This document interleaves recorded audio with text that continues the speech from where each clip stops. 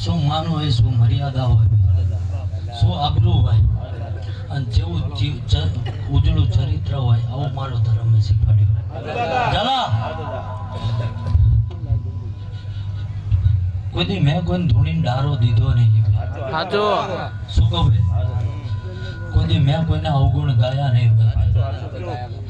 સાચી કદાચ મારી દીવા હમો હોર રહી છે. ચાલો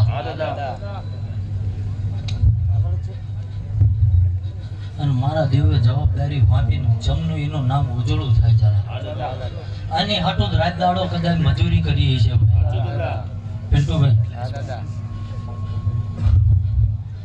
પીવડા વાળા તો ઘણા બેઠા છે. શું કહું? પણ કદાચ તમે હોતા એવું કહો કે આની સુટલી મંત્રી નાખો, વધુ બોલાય નહીં. શું કહું ભાઈ? અને મારા જવાબ દોષ હાલવાનો નહીં. તમારું કદાચ હોને મઢેલું જો કદાચ પાટું મારી મારો ધર્મ આ ધરતીમાં ધર્મના આ ધર્મ નથી.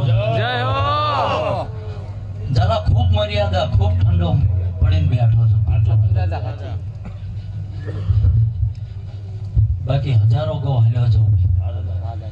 જો 1452 લગીન પાછું ફરી જતા ભાવતું હોય, પણ જેનો ભાવ હોય એને કાલ હવે કોક બે અગરબત્તી ઠૂંઠી લઈને આવે ને એમ કે ભાઈ બકરાના વાળા 14 સાલનું કીધું તો અમને, કારણ કે તારા બાપાએ કોઈ પાણી નહીં પાયું.